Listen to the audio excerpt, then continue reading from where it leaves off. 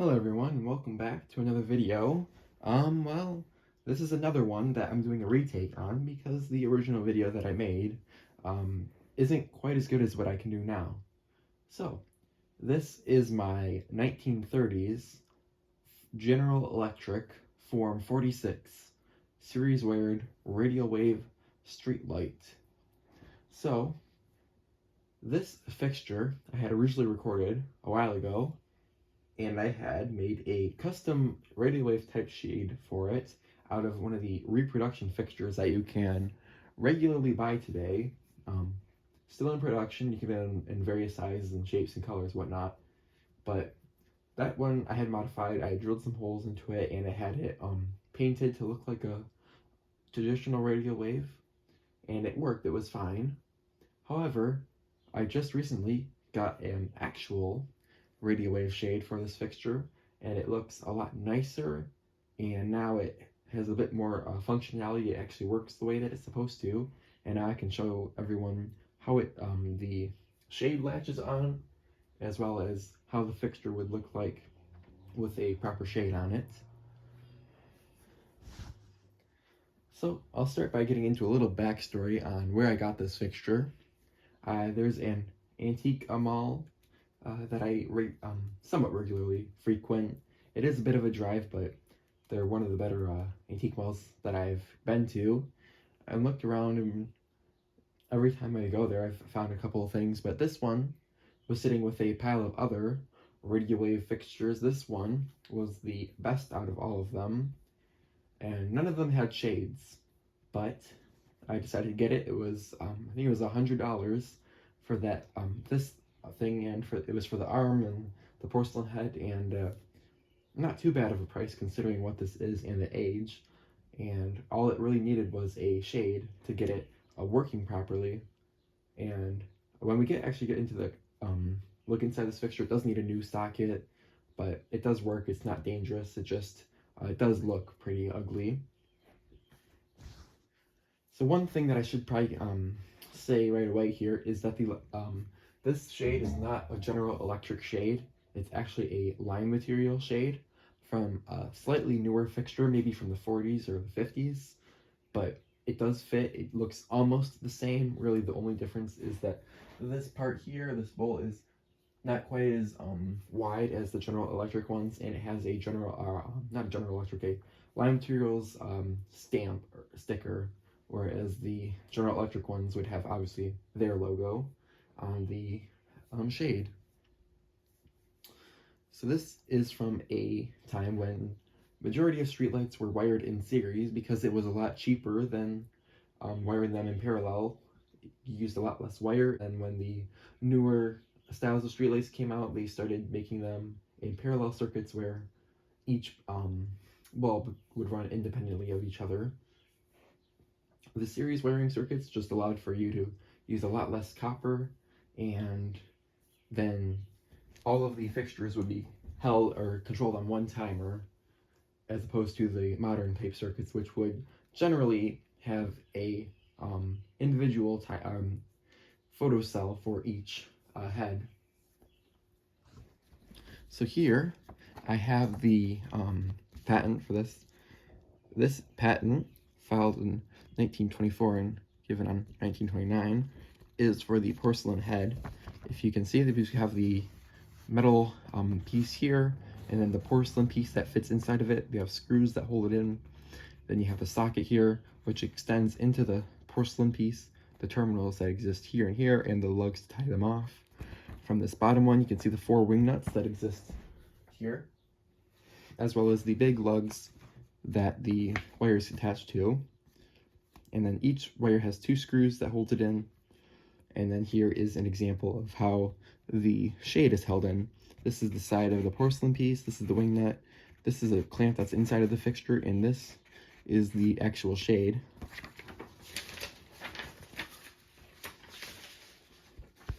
I don't have any other photos to show you, but if you're interested, you can find that patent for yourself and read it. This is more of a refined series fixture. The original series fixtures like this came out in the 1900s early. This is obviously from the 20s, this design. So it's been made a little bit cleaner, and it certainly works just the same way. It's just been made a little bit better. One thing that's really cool is I was able to find the catalog from 1936 and 1937 from General Electric that shows all of their street lighting and industrial luminaires from that time period, all of their post tops, radio waves, and any other fixture that they were making at the time, as well as their big circuit transformers. And this fixture, the Form 46, is shown inside that catalog, and they list all the individual prices for different things. And I've I calculated out this entire assembly here, the arm with this head with this shade and the socket. If this is a General Electric reflector, would have cost, I believe, $26.10 back then, which adjusted for inflation is almost $600. So these fixtures were not super expensive for the time. Of course, they're a bit more simple in design, but still quite expensive for a fixture of this type. So then, now that we have talked a little bit about the fixture, I'm going to pick up the camera here and do some close-up, and we can see a little bit more detail. So I'll start at the end here. The fixture has a clamp on it, or this brace here which holds onto the pole.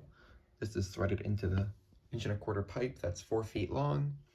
You have brackets here that clamp this down, and these very large supports. These are probably a 1/4 inch thick. They are very nice. They're very strong. This one's got a nice round shape. Of all of the ones that were for sale, this is the only one that really had a round shape. All of the other ones had been crushed and made a more oval shaped.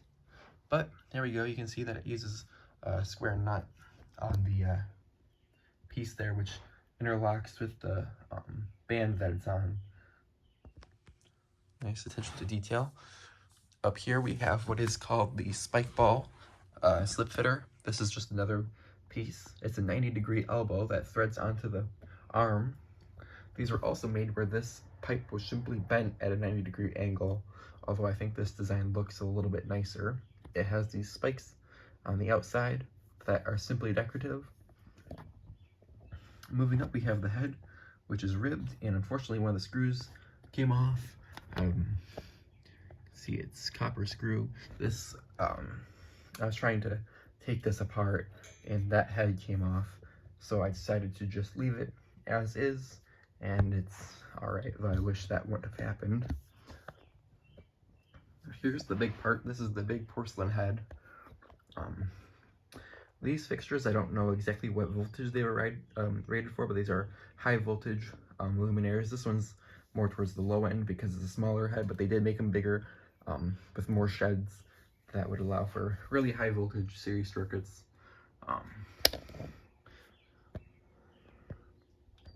So with that, we can see how I have the wire tied on here. It just does a loop, and this holds this nice and tight. Here we've got the radio wave reflector, which is a domed variety. Another thing is General Electric offered a variety of different shades and different shapes that allowed for different optical patterns. They made 18-inch and 20-inch shades, although I'm not certain. This is 20-inch.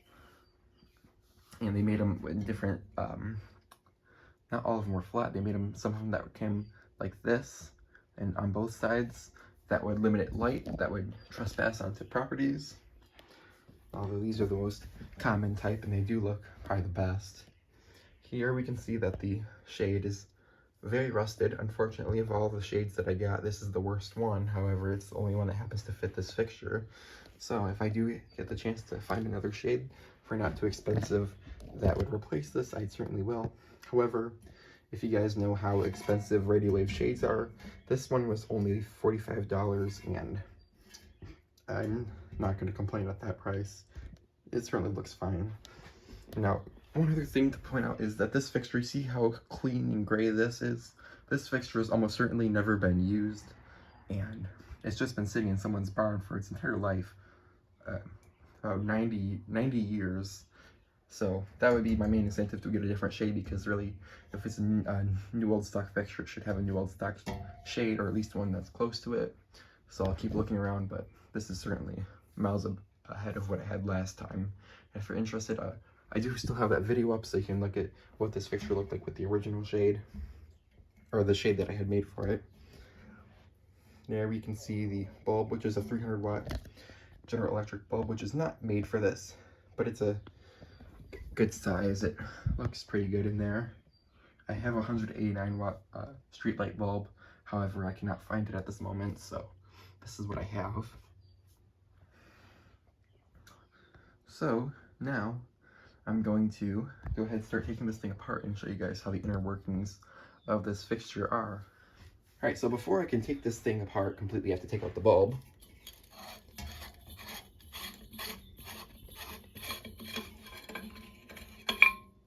And there it is. Now, I want to show everyone how this works.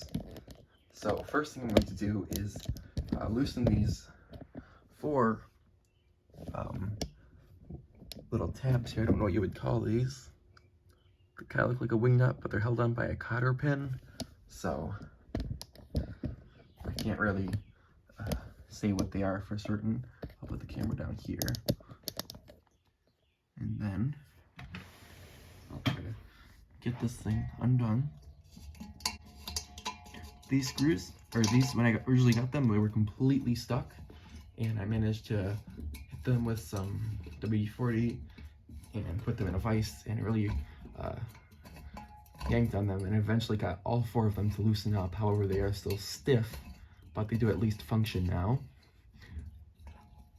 As you guys can tell, this is way different than how normal Luna head fixtures work, so not what we're really used to, but you'll be getting to do the video on so we can see how it works. I will admit that this is not the easiest thing to take apart, and it's really difficult because you have 4 tabs that you need to move out of the way. That one's can't be anymore. They're really all just about at the point where they can't really undone anymore, so it's just a matter of wiggling this out. I think if this was up on a pole, it might be easier, but I can't confirm it. Also, I really don't think that you need to replace these ever that often, so it's not a huge deal. I'm going to speed this up.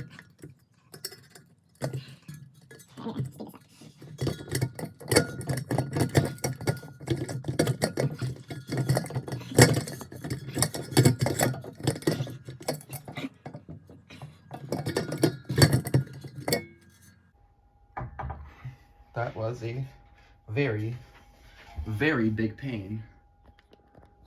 All right, so I got this thing taken apart, and we'll start by looking at the shade. This shade here is in pretty rough condition, as you saw before. However, it is at least intact. It has developed these weird white spots on them, the shade, which I don't know what they are from, but that's just how it is. So this fixture has a nice bowl, and it's got this a collar on it, which is the part that it clamps onto.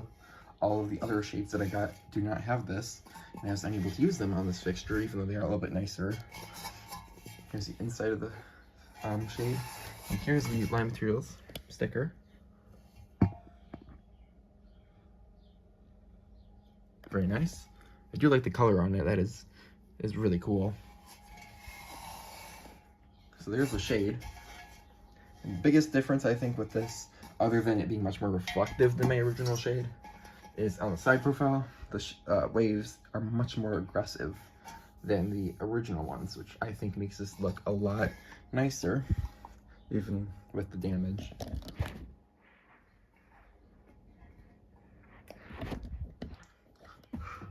Alright, so let's look inside the fixture. Now, we've seen the insides of this before, however, it was not complete. So now we can actually see what's going on. We'll start by looking at this socket here, which has a big chunk missing with it, but it's not structurally important, so I could take off this other half if I really wanted to, and it would be fine. But I leave it on there for now. It's at least a little bit of protection. So I will eventually have to get a replacement for this, but it's fine. This piece, all series street lights, actually pops out. I don't know if I'm able to get this on camera good, but there is simply some tabs in there that it holds onto, so I'm gonna set down the camera that, I guess. And simply grab this in firmly so that it doesn't break. And it pulls right out. Start looking at just this piece. This is called a Jones socket. Or a stab-in socket. It has these two blades that stick out the back. Let's see if we can focus on that. Two blades out the back that have the GE logo on them. There's a piece of wood in between them. This is not original to the fixture. Originally, there would be a little disc, a little film disc in between these two blades that would separate them. And when the bulb burned out and the voltage increased on this tab, that little disc would blow out and cause this to short out so that all the other fixtures would remain lit. There's part of the original seal. Here's the thing. Here's got a nice lip on here so you could grab this and pull it out using a specialty tool that was basically a hook on the end of a little some fingers on the end of a long stick that you could use to relamp the fixtures from the ground without the need of any ladder or device to lift you off the ground. And on the inside here is just this standard mogul-based socket. The rest of the build is pretty typical. So let's look at where that goes. On the inside of the fixture here, we have these two screws here, and these two, which are holding our wire, which comes in through the side. If we can focus, the wire comes on the other side into those two screws. And then there's these two blades here, which are currently contacting, so they are shorted out right now. So if I were to plug this into the wall, it would simply blow out the breaker. So we're not going to do that. And when this sits in between this, it holds those apart, and you do not have that. So the blades simply pop in here, and they're like springs so that they do not come out easily. These screws here and here are used if you internally wire the fixture. The wires would pass through these two holes and then through the head and out through the arm. However, with this being the series fixture at a high voltage, it does not have that. These are the tabs that are used to hold in the reflector. If I twist this, see how it tightens? And it's kind of loose, so it's kind of hard to get them out of the way, but that's how it works. They're held in with cotter pins. It's a very nice system aesthetically, although it is a little bit difficult to maneuver. So yeah, that's it for the fixture, really. There's supposedly are supposed to be black or wooden plugs in here, although this one does not have it. Maybe they rotted out, but that's the fixture. It's very simple. Go ahead and put this back together and then plug it in with a bulb. Alright, so you got the fixture here. I'm going to try to do this on video and see how well it works. Might be easier to put it on than take it off. So, I'll let you see. I've got these 4 tabs here that go around, and they're in already. All I have to do is tighten these 4 screws on the bottom until they do not go anymore. And if you can see on the inside, it's tightening up. I don't need to take this too far because it's indoors, and I'm going to be taking it apart eventually. These aren't too easy to store. However, I think it's well worth it.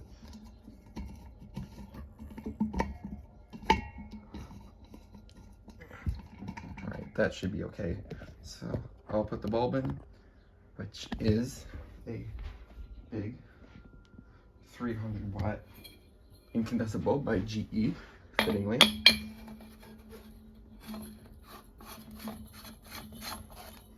This side, you probably want to be able to hold it.